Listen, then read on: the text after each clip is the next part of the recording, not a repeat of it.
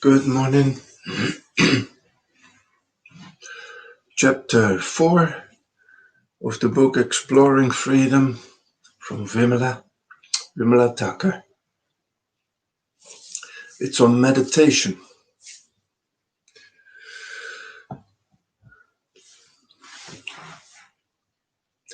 Words are born of cultures and lifestyles. If they are uprooted from the soil of the culture in which they are born, they are likely to become distorted and fail to convey their original meaning.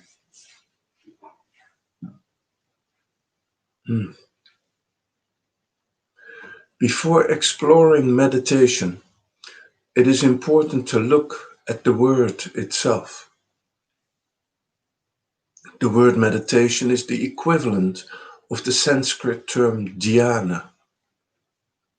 It was introduced by Patanjali, who codified the Yoga Sutras and gave the world the science of yoga. According to this ancient science, a state of dhyana or meditation is a dimension in which one can live and from which one can move and function. It also asserts that the purpose of human life is to grow into a state of inner equipoise, which is not disturbed by the movement of relationships. It has the capacity to function in a balanced way on the sensual level in any situation.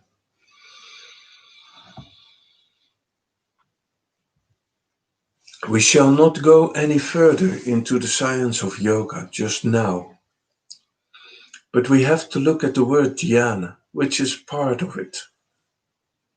It has been translated in English as meditation, derived from the root to meditate, with the dictionary meaning to contemplate or reflect on. For the purpose of this dialogue, we shall use the term meditation, although it does not convey the real essence of dhyana.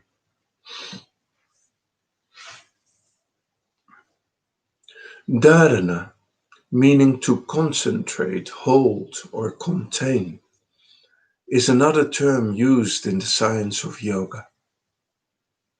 Dharana means concentration.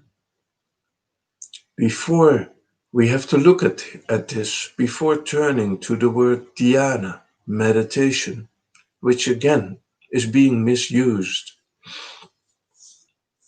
People from India have been traveling the world for many years and unfortunately using the word meditation in the wrong way. They've been teaching techniques of concentration and calling them techniques for meditation. To concentrate is to gather all your energies together and focus them on some form, an idol, image, or photograph, or you may concentrate it on a mantra. This concentration is very useful.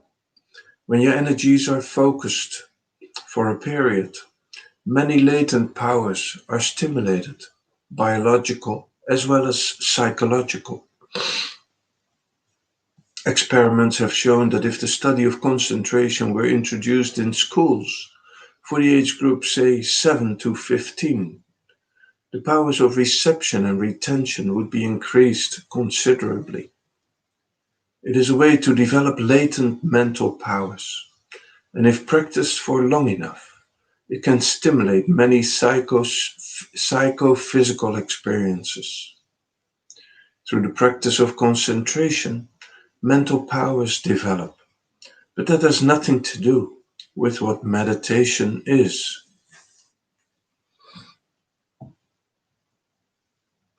This has to be also discovered from personal experience. You cannot borrow experiences from other people. It is of no use drafting the experiences of others on your psyche to become a second-hand or even third-hand person. One has to experiment and explore for oneself. Chanting mantras is also used to induce concentration. The word mantra comes from Sanskrit in religious literature of India. It is a selected word or combination of words which you can repeat over and over. Mantra yoga is the science, which is sound metaphysics. Sound is energy which has been employed from ancient times by the Indians for curing mental and physical sickness. Sound energy and the energy of light contained in sound are used in many ways. When you chant a mantra or fix your gaze on some object, you are making an effort. Every effort stimulates experience, and every experience conditions you. Thus, concentration, through the development of psychophysical powers, stimulates experiences and continues to condition you. We humans cannot escape this, living as we do on the sensual level and continuously undergoing sensual experiences. It is no use adding to the conditioning by creating a new field of experiences and indulging in experiencing in the name of religion or spirituality. Many Indian teachers are traveling abroad, giving mantras and asking people to chant them and to concentrate upon their guru or master. Also, this has nothing to do with meditation, and experiences stimulated by those techniques have nothing religious or spiritual about them. They may quieten the surface consciousness, stimulate the unconscious, and expose the contents of the subconscious to the awareness of the person who is concentrating.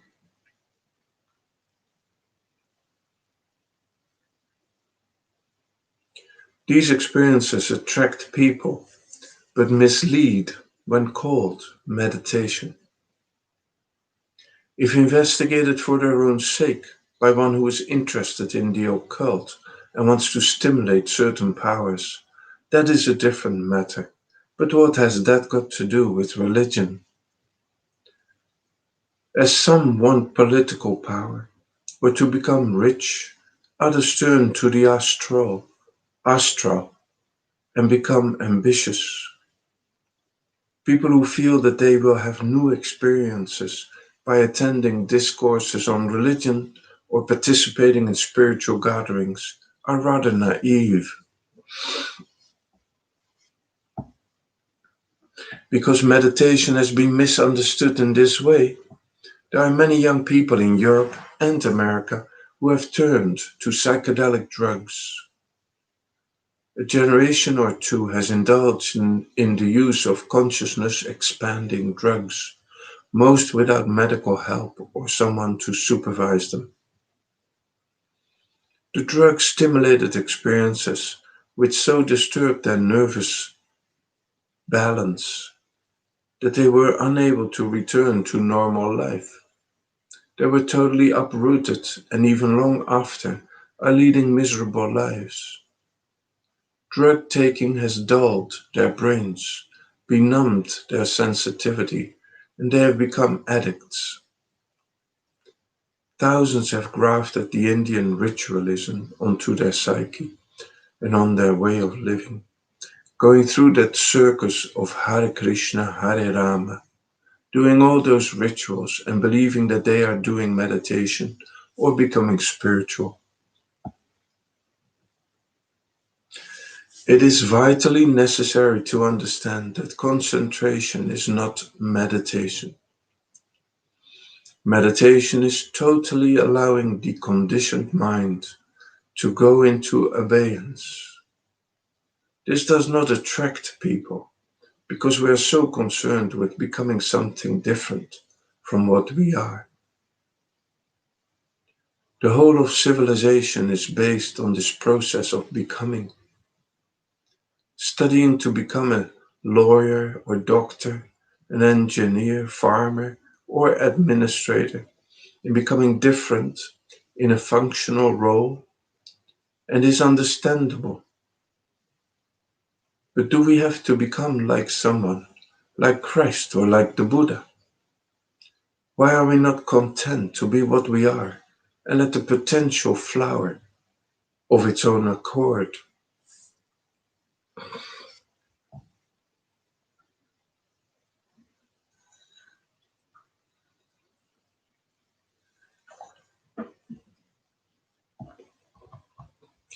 Why are we not content to be what we are and let that potential flower of its own accord? This obsession to be different involves us in the processes of change instead of being simply ourselves. The moment I want to become like someone else, what happens to me? I run away from the fact of my own being. I do not even look closely at myself to observe how the body operates, how the mind functions, and what happens while I move through relationships. I have no time to watch and observe because I have set a goal of becoming like Christ or the Buddha. I am busy running away from what I am towards what I would like to be, or what, according to other people, I should be. First, one runs away without respect for what one is, with no love for oneself. You are this, and you want to become that. Through wishful thinking, one imagines that changes are taking place, or one struggles with oneself in constant conflict with what is. Every aim, ideal, and goal create this conflict, and that is disastrous. You like to initiate, excuse me, you like to imitate someone's way of living, their articulation, the food they eat, yet every imitation denies your own being. Every struggle to approximate to an ideal denies the beauty of what you are yourself. When there is talk of letting the mind go into abeyance or into silence, or mention of the emptiness of mind, it rouses no interest for one wants to use that mind with all its knowledge and experience just for becoming. A religious inquiry is not at all concerned with the process of becoming. It is concerned only with the act of learning. You learn and you grow. You're not in a hurry to change, but you allow total growth to take place through learning. Learning is not an acquisitive activity, but knowledge is acquired and stored in memory to be used later. It has no validity in a religious inquiry. In religious inquiry, you learn, you discover, you understand, and you do nothing. It is the understanding itself that operates. Can we see the poisonous effects of this temptation to become something different from what we are? Why not accept what one is and face the fact? Why not say with why not stay with what one is without justification or ambition to change? To remain with a fact is a tremendous thing. To remain with a fact is a tremendous thing. For when you expose yourself to the fact as it is, just innocently, the fact itself operates upon us. The pathless path of meditation, which is the ending of time, the ending of the movement of thought, does not interest people very much. If, however, we do let go of the mental activity, allow the mind to calm and to go into abeyance or non action willingly, with the ending of that activity itself, what we call time, uh, with the ending of that activity itself, what we call time, comes to a standstill. Very slowly, step by step, we would like to see how meditation is being in the timelessness. When the mind ceases to move, can there be a movement of time as we know it and as we see it? We have seen that psychological time is a very useful creation, but it is the creation of the human mind. As we have formulated words and languages, we have created other symbols to use as we use currency for collective living. Mathematical numbers are man-made, but in reality there is no 1, 2, 3, 4, or 9. It is human genius that invented those numbers and arbitrarily decided their relationship for the convenience of society. Reality is number-free. There is neither the one nor the many. It is just an infinity. We created the idea of space and we measure it into kilometers and miles. But reality is kilometer free. As the word is not the thing, the symbol is not the reality. We have to use symbols in their own fields of utility without losing the awareness that reality is completely independent of them. It, it's like we have created notes in music. There is sound and there is silence. Sound is reality, and sound-free silence is also reality. But what we have created is a measurement. We want to relate to the infinity of life, so we create a concept of space and create symbols to measure it. We would like to relate to the eternity of life, and we create the measurement of time, a year, a century, a month, or a week. They have no factual reality at all.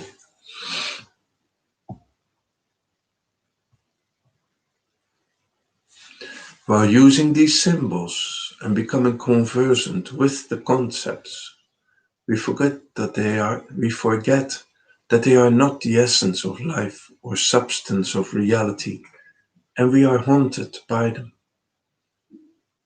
Anxiety about tomorrow does not allow me to live today as it comes. The memory of what happened yesterday tortures me and does not allow me to meet the present and look at it as it is. I look at today through what happened yesterday. It is memory that looks, evaluates, and judges, so the present cannot be met. We are unable to listen because we are haunted by the concepts of yesterdays and ideas of tomorrows. But when the mind ceases to move, there is neither tomorrow nor yesterday. You are alone with the timeless present. It is most urgent that the religious inquirer meets the timeless present, or eternity, courageously.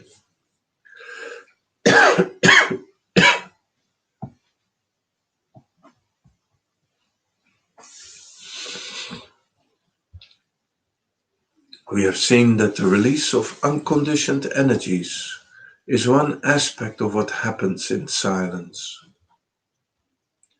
Now we shall look at the same phenomenon from a different angle.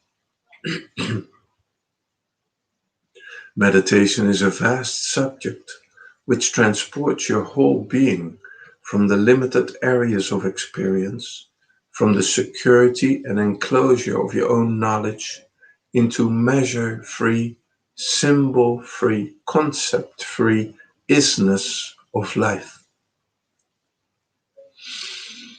There is neither the me nor the not me. No perception can be born of the duality of me and not me, the me looking at and dealing with the not me.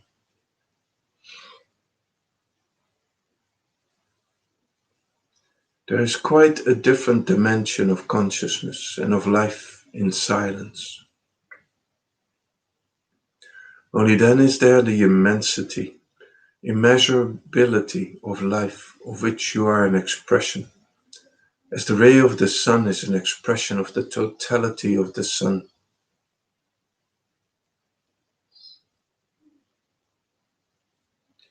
No identity, no separate existence from the life surrounding you. You are of it. You are in it. You are back at your beingness.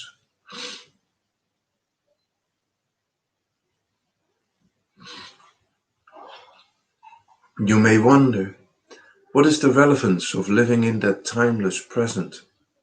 How relevant to our daily living is such a state of no personness, nobodiness? The mind asks what it is that it has listened to. Is it of any use? It has tremendous relevance. While you look upon yourself as somebody, you react to the behavior of other people. You are hurt, wounded. You carry a burden of pain and pleasure, suffering and misery. You know no peace. The strain and stress of memory wears you out. There is either an effort to avoid occasions of pain and displeasure, or to discover pleasing situations. We become pleasure-mongering human beings. In the state of meditation, however, there is no possibility of being hurt or wounded, but that does not mean there is no intelligence or that a painful experience is not registered at the sensual level. There is passion, vigor, vitality, and the minutest thing is observed and registered at that level. The pain is still called pain, but there's no one at the center to store it in memory and carry it from one moment to another. There is beauty in the state of meditation that keeps you fresh, vigorous, and vital. You still go through pain, humiliations, sickness of the body, agony, misery, suffering. You cannot avoid it in this society, yet your being is not affected.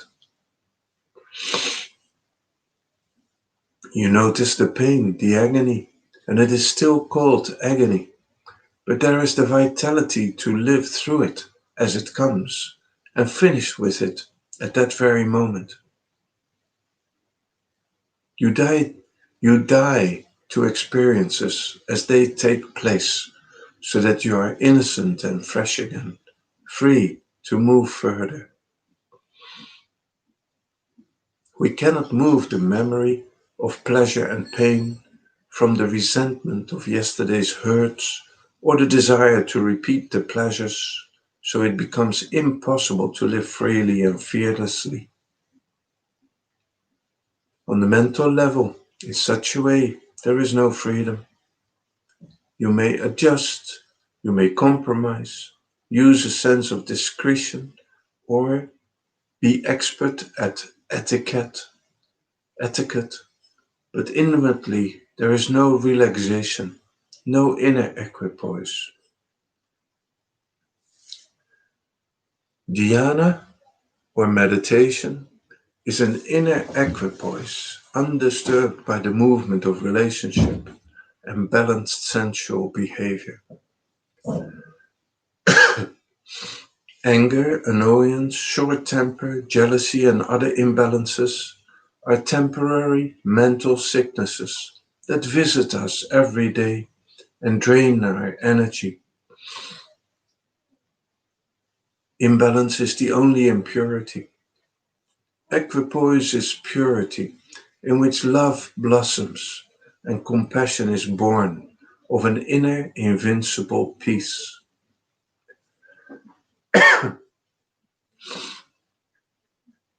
An uneasy, worried, brooding mind may make all sorts of efforts, yet there would be no love, which is the sunshine of life, and there will be no compassion. Meditation is of the utmost importance for modern human beings in a society lived at such a stressful speed.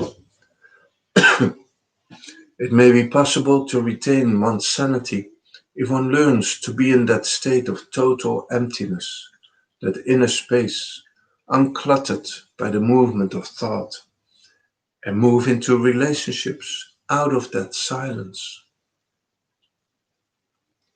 It is that state of emptiness that brings about transformation. You do not have to worry about changing yourself or hunt for new patterns of life.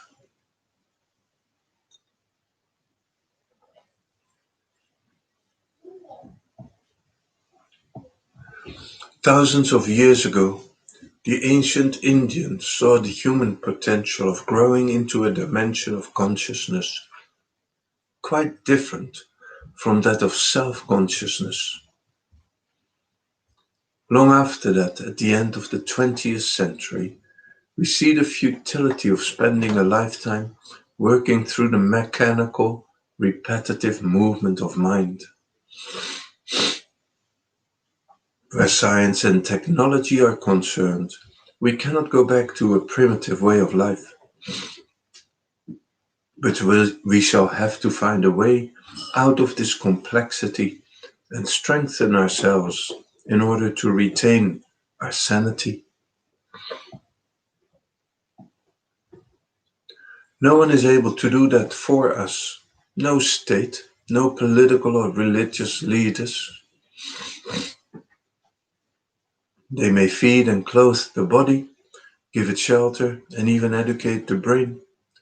But the bliss of inner peace and grandeur, of spontaneous equipoise, cannot be taught.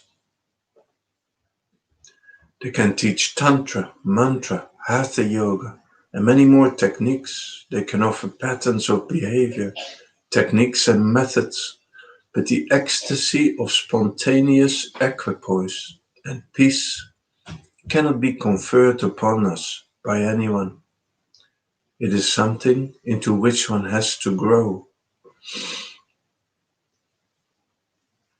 The relevance of meditation to daily living is that it transports you beyond the scratches and scars of hurts and wounds, beyond the corruption of imbalances. Exploring the possibility of inquiry that does not require accepting the authority of any person whatsoever does not mean that we do not read books, attend talks, or participate in retreats. Reading a book to learn and reading to acquire information are two different things.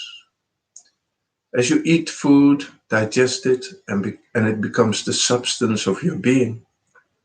So when you read and learn, the learning also becomes the substance of your being.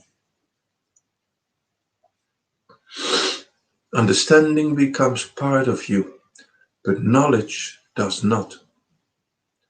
The content of religion is a personal discovery of the meaning, the truth of life. In that discovery is freedom, but in the acquisition of knowledge and expertise lies the misery of bondage.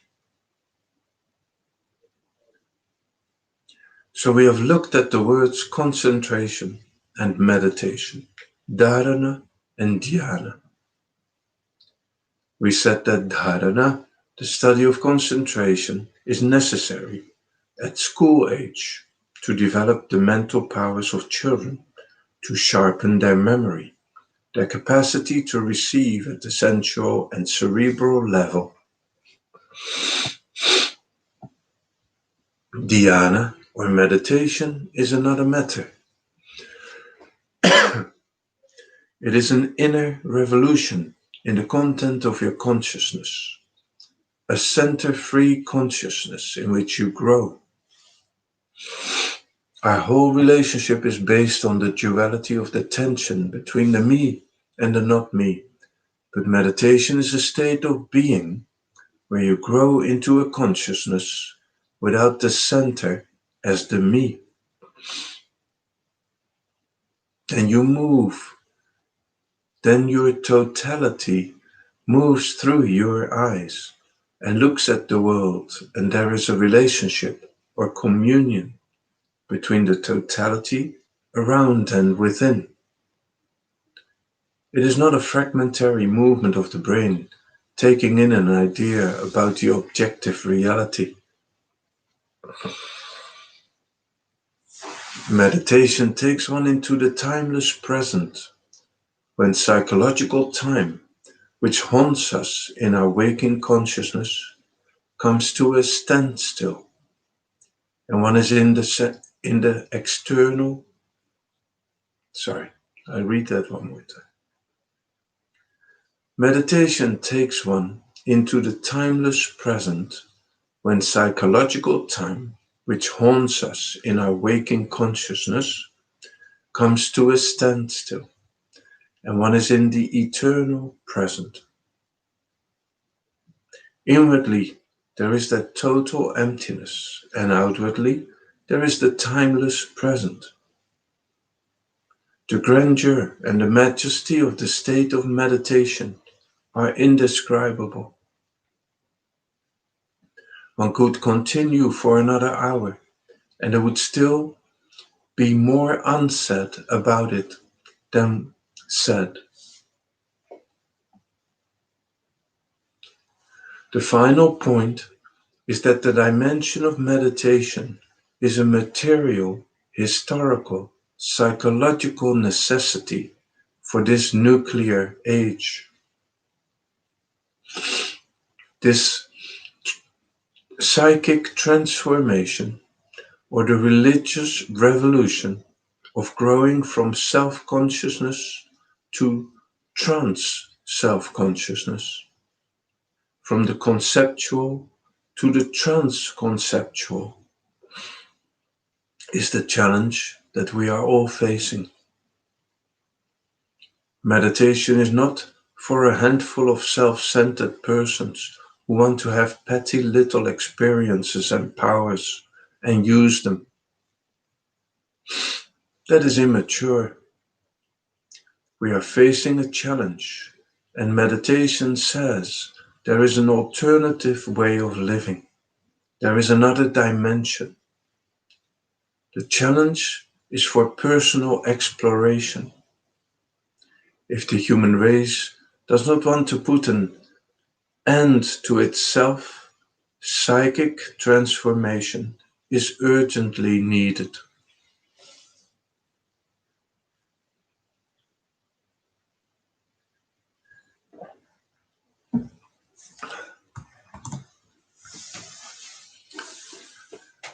So that is the end of the chapter on meditation.